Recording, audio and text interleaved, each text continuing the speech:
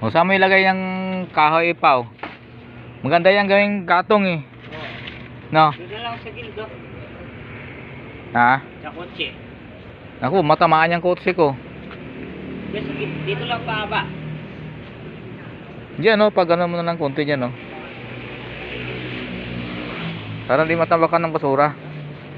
Ito to.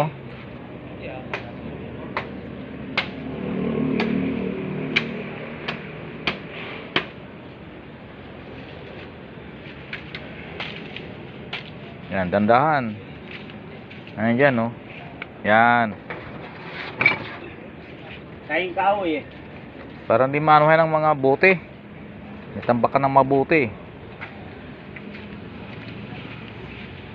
Yan, sayang yan.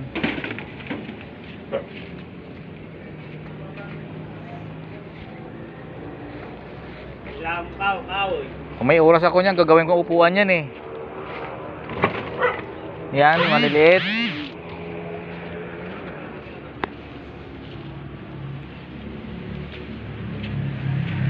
Yan, malalaki.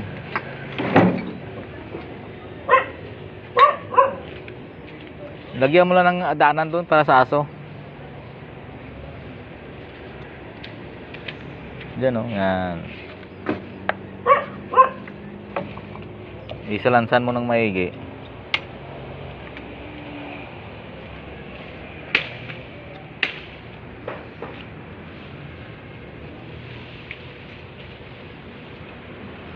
Ano gagawin mo dyan, Pao? Ha? Ano gagawin mo dyan? Parkingan, bukas. Lagi pa sana umagay ko eh. Kaya paano niya ibig sabihin? Oh, dapat kanina. Mainit. Hmm? Mainit. Mainit?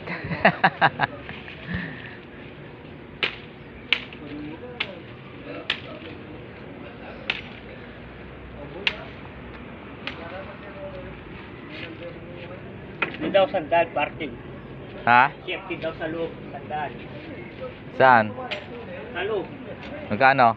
sandal. Sandaan? Para daw safety mask sa kanila. Oo, kasi dami kasi sasakyan bukas magpaparada niyan eh. Karamihan ito motor. Dati naka 2,000 kami dyan. Dati? Wala ba yan? Oo. 2,000 kami, 2,000 yun.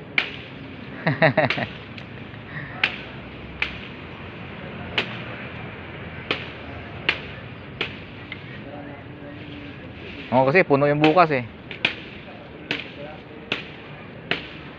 May iba doon sa